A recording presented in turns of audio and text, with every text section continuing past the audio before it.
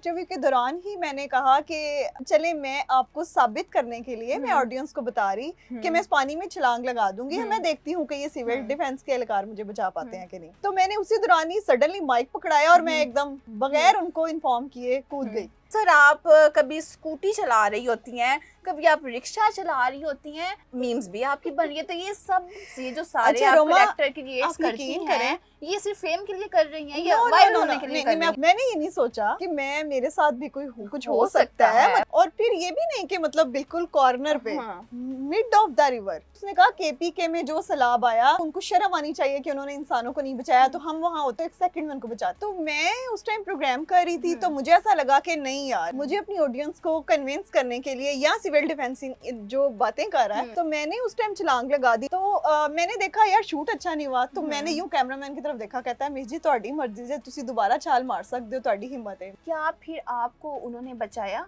हाँ ना, उन्होंने विद इन सेकेंड्स, मतलब मैंने खुद से ही मतलब दूर तक मैंने हाथ पांव चलाए, सिविल डिफेंस का एहलकार मेरे साथ साथ पीछे आया, तो उसने मुझे पकड़ने की कोशिश की। मैंने उसको एकदम से बोला कि नहीं रुको, और मैंने मतलब यूं उसे बताया कि आई एम ओके। कमेंट मैंने और पढ़ा कि अगर इतनी ही परवाह थी, अगर इतना ही तुमने सब कुछ दिखाना था, तो फिर तुम जैकेट के बगैर तुमने क्यों नहीं छलांग लगाई? पॉइंट। मैं सीरियसली बिल्कुल खुदकुशी करने नहीं गई थी। मैं खुदकुशी की अगर नियत से जाती तो डेफिनेटली मैं जैकेट में ना होती और मैं ब्रिज से छलांग लगाती। ओवर कॉन्फिडेंट नहीं होना चाहिए, जैसा कि आप रिसेंटली सुन रही हैं, मेरा जिस मेरी मर्जी, वो नहीं होना चाहिए। अस्सलाम वालेकुम, मैं हूं रोमा आसिफ और आप देख रहे हैं एक न्यूज़। नाज़रीन, गुज़श्ता रोज सोशल मीडिया पे एक वीडियो बहुत वायरल हुई है जिसमें देखा जा सकता है कि एक एंकर ने रावी की कवरेज के दौरान दरिया में छलांग लगा दी। अब छलांग लगाने का मकसद क्या था, छलांग क्यों लगाई गई, क्या इनको डर नहीं लगा? मेरे साथ आज इकरा फारूक मौजूद हैं।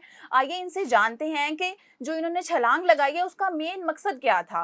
अस्सलाम वालेकुम। वालेकुम अस्सलाम। कैसी हैं इकरा? मैं ठीक ठाक। सबसे पहले तो इकरा, दाद वाली बात है, एक तारीफ वाली बात है कि आपने इतनी हिम्मत दिखाई और रावी में छलांग लगा दी, लेकिन इसके पीछे की वजह क्या थी, मुझे पहले ये बताइए।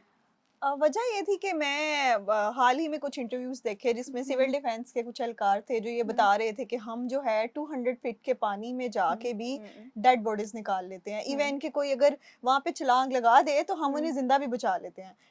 मैं उनका इंटरव्यू करने गई, तो मैं उनके साथ जब 5 मिनट की गुफ्तगू की तो उन्होंने मुझे इतनी बड़ी बातें की, तो मैं हैरान रह गई। हाँ, आई वाज शॉक्ड।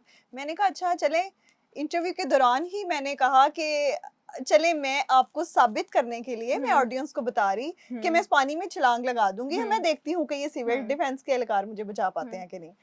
तो मैंने उसी दौरान ही सडनली माइक पकड़ाया और मैं एकदम बगैर उनको इन्फॉर्म किए कूद गई। मैंने ये नहीं सोचा कि मेरे साथ भी कोई कुछ हो सकता है। मतलब वो पानी की गहराई है, वो एक दरिया है और वहाँ पे सैलाब आया हुआ था, तो हाँ ना। और फिर ये भी नहीं कि मतलब बिल्कुल कॉर्नर पे मिड ऑफ द रिवर, इस तरह के बिल्कुल ऊपर मेरे ब्रिज था और बिल्कुल नीचे दरिया के पेट में मैं यूं देख रही थी और मेरे इर्द गिर्द सिर्फ पानी था। और मुझे वैसे भी पानी से फोबिया है, मुझे गहराई से भी फोबिया है। लड़कियों को तो हर चीज से डर लगता है ना। हाँ ना। तो मैंने नहीं सोचा उस टाइम मैं इतनी मतलब क्रेजी, और मैं क्योंकि उसकी बातें सुन रही थी, आप मेरा इंटरव्यू भी देखें, तो मैं उसको यूं देख रही हूँ कि अच्छा, क्योंकि उसने कहा केपीके में जो सैलाब आया मैं वहां होता तो उनको शर्म आनी चाहिए कि उन्होंने इंसानों को नहीं बचाया, तो हम वहां होते, हमारी टीम होती तो एक सेकंड में उनको बचाती। फिर उसने एक बात की एहलकार ने कि मैं यहाँ से अभी इंडिया 30 मिनट्स में पहुंच सकता हूँ अपनी बोट नहीं स्विमिंग के जरिए। तो मैंने कहा अच्छा इतने बहादुर हैं, चल कूद ले इकरा, देख रही है तेनू बचाने ने के नहीं। हाँ, बचाते हैं। आपने वो वाली मिसाल जो है कि जो गरजते हैं वो बरसते नहीं, आपने उसको जरा देखा कि कैसे किया जा सकता है। लेकिन एक बात है, आपने उनको तो जज कर लिया, लेकिन मुझे एक बात बताओ, इंसान को अपनी जिंदगी भी बड़ी प्यारी होती है, तो जरा सा डर नहीं लगा, खौफ नहीं आया? डर मुझे उस टाइम में 1 सेकंड के लिए बहुत लगा जब मैं बोर्ड से 1 सेकंड की बात कर रही हूँ, मेरा तो 10 मिनट, अगले 10 मिनट तक दोबारा सांस ना आए। एक्चुअली मेरा प्लान नहीं था ना। प्लान होता तो मैं कंफ्यूज होती, बार होती, लेकिन जिस तरह वो मुझे बात कर रहे थे कॉन्फिडेंटली, तो एक बार मतलब मुझे लगा कि नहीं यार कुछ नहीं होता है ना, खैर है बचा लेंगे। तो मैंने ऐसे जब गहराई में देखा, जब मैं छलांग लगाने लगी और आगे पानी की तरफ मैंने देखा, तो बस उस टाइम मेरी हार्ट बीट, मैं आपको वो क्या फीलिंग्स थी? मतलब एक बार मुझे याद आया यार तेरे तो बच्चे भी नहीं है, तेरे पीछे माँ बाप ही है रोने के लिए, यार तू क्या करिए, तुझे कुछ हो गया तो मतलब मैं मुझे डर लगा बहुत डर लगा। और फिर पानी, इतनी यार गहराई। एक बात मेरे दिल पे लगी है लिटरली ठा करके, वो ये कि सिर्फ माँ बाप, मैं पूछना चाहूंगी कि सिर्फ माँ बाप क्यों? मतलब लाइफ में कुछ इस तरह का है नहीं, मतलब क्यों नहीं है? मतलब सबसे पहला क्वेश्चन तो मेरा ये कि क्यों नहीं है? इतनी खूबसूरत हो, फिर एंकर हो, लड़का क्यों नहीं है? मुझे ऐसा लगता है कि मैंने अपने कैरियर को फोकस करते हुए बस उसी की जानिब रवादमा रही, कभी राइट लेफ्ट देखा ही नहीं, मुझे ऐसा अच्छा मौका नहीं, मिला अच्छा ही नहीं, नहीं कभी तो मैंने कभी अच्छा नहीं, मुझे एक बात बताओ कि क्या कैरियर कहता है या जो वो अपना वो एक आपने फील्ड को चूज किया हुआ है, क्या इसका मतलब ये तो नहीं है कि हमारा किसी के साथ रिलेशन ना हो या हमें कोई पसंद ना करता हो? ये तो गलत बात है ना, मुझे ये बात हजम नहीं हो रही जब एक्चुअली। मैं यूनिवर्सिटी से निकली ना तो मैंने सोचा कि अगर मैं प्यार मोहब्बत के चक्कर में पड़ी ना तो बस ये मुझे ले डूबेंगे इसी दरिया में। तो मैंने अपना कैरियर सेट करने वो के तो प्यार बाद मोहब्बत के बगैर भी हम डूबने की पूरी पूरी प्लानिंग पे तो थी। जब मैंने अपने कैरियर को अब अल्हम्दुलिल्लाह मैं शुक्र अल्हम्दुलिल्लाह सेटिस्फाइड हूँ अपने कैरियर से। और अब मैंने सोचा यार इतनी जिंदगी की कामयाबी के बाद भी आपकी लाइफ में बंदा नहीं है, ये सोच के मैंने छलांग लगाने को सोच दिया। ये ले आके क्वेश्चन का मैंने आंसर कर दिया। आंसर कर दिया, घुमा के दिया। लेकिन फिर भी जैसे कि हम लड़कियां बहुत नाजुक दिखाई जाती हैं और सबसे पहले याद कि जो मुसीबत हम पे पड़ जाती है तो हमें हाय अम्मा हमारी याद आती है। तो आपको जरा सा भी डर नहीं लगा और क्यों नहीं लगा भाई? मुझे इस बात का जवाब दें। रोमा मैं आपको एक बात बताऊं, मुझे ऐसा लगता है कि जिस टाइम आप पैशनेटेड होते हैं ना किसी भी चीज के लिए, उस टाइम आपको फिर किसी तरह का कोई डर नहीं होता। तो मैं उस टाइम प्रोग्राम कर रही थी तो मुझे ऐसा लगा कि नहीं यार, मुझे अपनी ऑडियंस को कन्विंस करने के लिए, या सिविल डिफेंस जो बातें कर रहा है, सिविल डिफेंस के एहलकार चूंकि बहुत बड़ी बड़ी बातें कर रहे थे, तो मुझे ऐसा लगा कि नहीं, मुझे अपने प्रोग्राम में उसके स्क्रिप्ट में इसको एक पार्ट बना लेना चाहिए। तो मुझे लगा ये पार्ट ऑफ वर्क है, तो मैंने उस टाइम छलांग लगा दी। लेकिन जब मैं बोर्ड से, आप मेरी वीडियो देखें, और फिर एक बार नहीं 2 बार मैंने देखी पहले है। जब मैंने छलांग लगाई तो उस टाइम वो अच्छा वाला नहीं हुआ, मेरी शूटिंग अच्छी नहीं हुई। ये मैं आपको मतलब इस प्रोग्राम में बता रही हूँ, उस प्रोग्राम में तो हमने वो चीजें ऐड ही नहीं की ना। तो मैंने देखा यार शूट अच्छा नहीं हुआ, तो मैंने यूं कैमरामैन की तरफ देखा, कहता है मिस जी ਤੁਹਾਡੀ मर्जी से तुसी दोबारा छाल मार सकते हो, ਤੁਹਾਡੀ हिम्मत है। मैं कहा अच्छा ठीक है। मैं वापस आई, मैंने दोबारा से वही लाइन को दोहराया और मैंने बोर्ड पे जब पाँव रखा ना तो एक बार मैं कांप रही थी, मतलब डर लगता ये है। पानी है और ये बोट है। इवन तो जब आपने छलांग लगाई और आप पानी में डूबी तो फिर क्या आपको फरिश्ते नहीं नजर आए हाँ इधर ना, उधर? एक सेकंड के लिए तो मैंने आंखें बंद की, सांस बंद किया, फरिश्ते नजर आए मतलब? वो तो फरिश्ते नजर नहीं आए, बस मुझे ये लगा कि यार इकरा बचा ही लेगा। हाँ, तुझे बचा ही तुम्हें लेगा, बचा ही लेगा। बचा ही ले- अच्छा चलिए ठीक है, चलिए मैंने आपकी बात सुनी, क्या फिर आपको उन्होंने बचाया? हाँ ना, उन्होंने विद इन सेकंड्स, मतलब मैंने खुद से ही, मतलब दूर तक मैंने हाथ पांव चलाए, मैंने खुद को खुद नहीं बचाने की कोशिश की, क्योंकि हम तो रिहर्सल ही एक तरह से डेमो कर रहे थे। तो मुझे लगा कि मैं बिल्कुल हाथ पांव छोड़ती हूँ और दूर तक तैरती हुई जाती हूँ, मैं देखती हूँ ये मेरे पीछे आता है कि नहीं। तो वही हुआ, within second civil defence का एहलकार मेरे साथ साथ पीछे पीछे पीछे पीछे आया और उसने स्पीडी आके मुझे पकड़ने की एकदम से, क्योंकि मेरे हाथ में एक रस्सी थी, तो उसने मुझे पकड़ने की कोशिश की। मैंने उसको एकदम से बोला कि नहीं रुको, और मैंने मतलब यूं उसे बताया कि आई एम ओके। तो बोट में कैमरामैन को भी साउंड चला गया कि ठीक है ओके, वॉइस मैंने यूं कर दिया डन है, मतलब अभी दूर रहो। तो बाकी हर बात की एक बात है कि सिविल डिफेंस के जो लोग हैं, एहलकार हैं, वो जेन्युइनली काम कर रहे हैं और उन्होंने 200 फीट की उस गहराई में जाके विदाउट जैकेट उस बंदे ने सेकंड से मुझे अंदर यूं, तो इतने कॉन्फिडेंस है, एक्चुअली उनका काम भी है ना, तो हाँ काम है उनका। अच्छा मैंने ना वो वीडियोस के नीचे मैंने कुछ कमेंट्स देखे थे, हम अगर उनकी बात करें तो बहुत से लोगों के हालांकि आपकी हिम्मत को देख के दाद देनी चाहिए, आपने हमारे इदारों को भी सामने मंजरे आम पर आप लेकर आई और आपने अपनी हिम्मत भी दिखाई। लेकिन कुछ कमेंट्स थे जो मुझे बुरे लगे, मैं आपसे उनके बारे में जानना चाहूंगी। एक कमेंट मैंने पढ़ा कि अगर तुम पानी में डूब गई हो तो तुम्हारा मेकअप क्यों नहीं उतरा? तो इसके बारे में आप क्या कहना चाहेंगी? मेकअप की जहाँ तक बात है, मेकअप वो तो आपको पता है, लड़कियां जो सिनफे नाजुक हैं वो तो मेकअप के मामले में और हेयर स्टाइल के मामले में तो बिल्कुल कॉम्प्रोमाइज नहीं अच्छा, करती हैं। यहाँ पे एक मेरी और बात, वैसे डूबते वक्त आपको कहीं ये ख्याल नहीं आया कि मैं पानी में डूब जाऊंगी तो मेरा मेकअप उतरने के बाद क्या मैंने कैसी सोचा शक्ल सामने आएगी? मैंने सोचा खैर है, लोगों ने मुझे इसमें तो देख ही लिया है, चलो अब एक बगैर मेकअप की भी झलक देख ही लें। लेकिन जब अच्छा। मैं बाहर आई तो मेरा बिल्कुल वैसा ही चेहरा था, सब हम्म, कुछ, इवन कि मेरे बाल भी वैसे के हम्म, वैसे ही थे। हम्म, तो मैं उस टाइम इतनी जुनूनी होके बोल रही थी, हम्म, जज्बाती होके बोल रही थी कि मैंने ये चीज नोट ही नहीं की। तो बाद में मुझे प्रोड्यूसर ने कहा कि मिस थोड़ा मेकअप नहीं सी लथिया की वजह बनी, और वही हुआ। आप मेरी पोस्ट के नीचे कमेंट्स देखिएगा, उसमें भी ऐसे ही लोगों ने कमेंट्स किए हुए कि आपका मेकअप क्यों नहीं गया। मेकअप क्यों नहीं तो उतरा? ये तो एक मेरे लिए बड़ी फनी सी बात थी। फिर मैंने बाकायदा तौर पे फिर बताया, मैंने कहा भाई हम्म, मुझे क्या पता, मेकअप रूम से ही कोई ब्रांडेड चीजें लगाई हैं, आई डोंट हाँ, नो।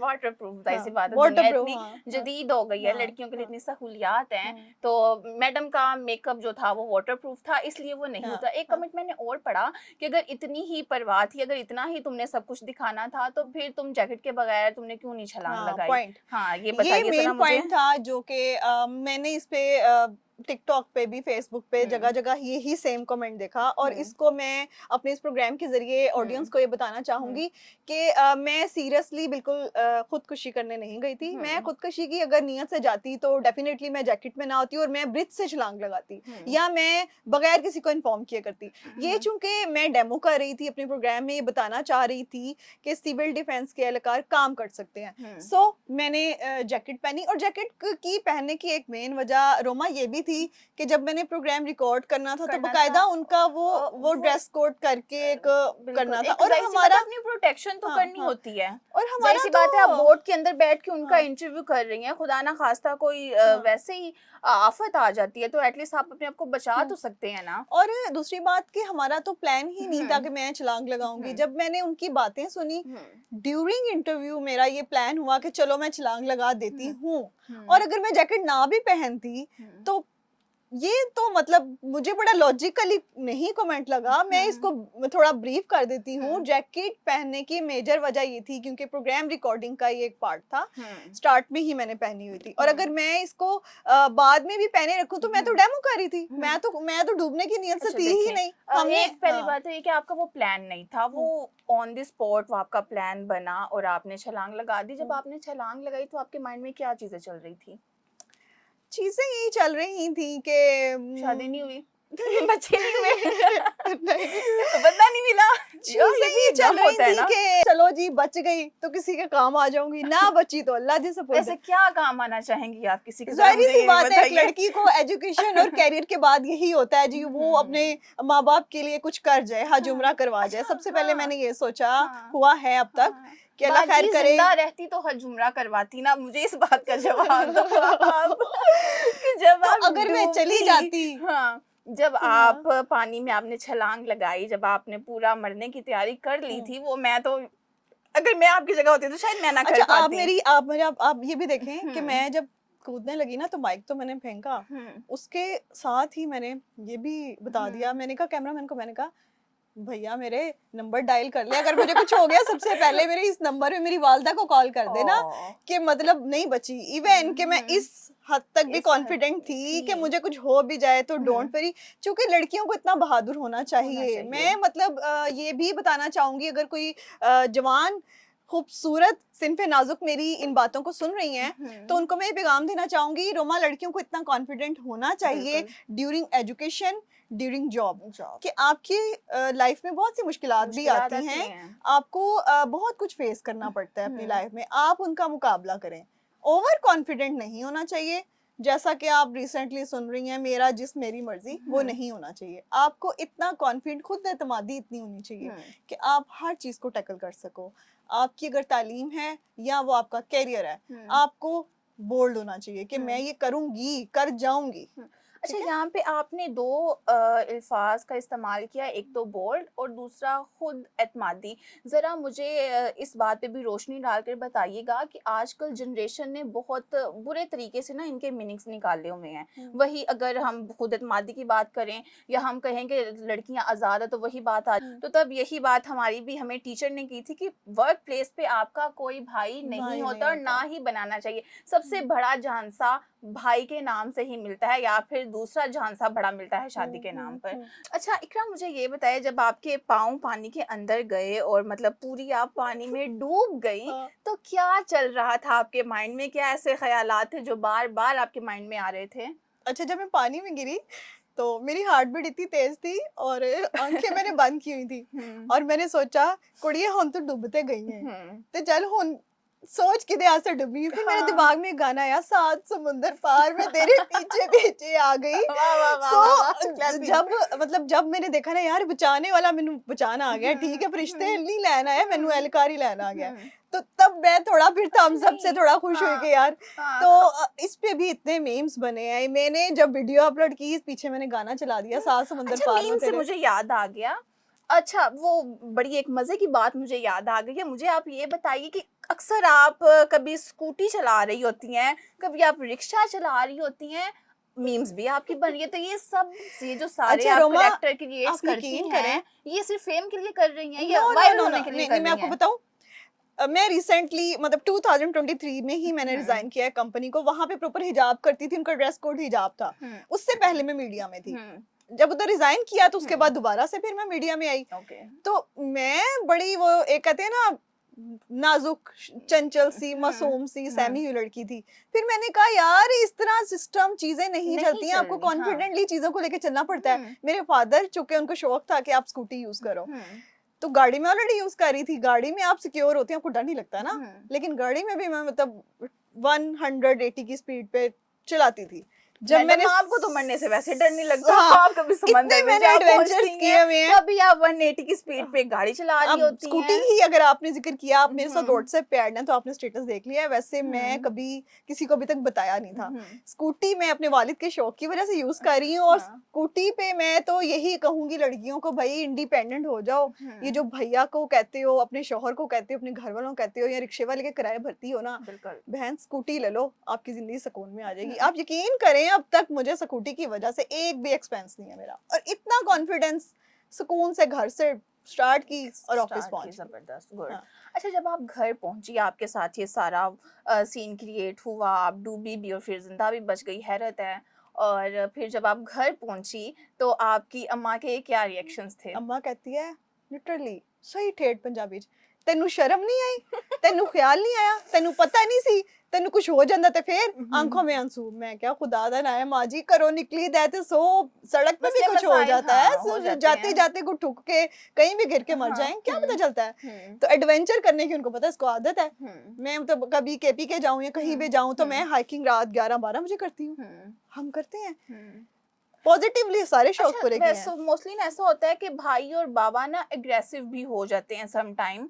जब जाहिर सी बात है आप उनकी बहन है और बेटी हैं, तो फिर फिक्र तो होती है। तो आपको ये नहीं कहा कि तुमने अगर यही सब कुछ करना है तो चुप करके घर बैठ जाओ?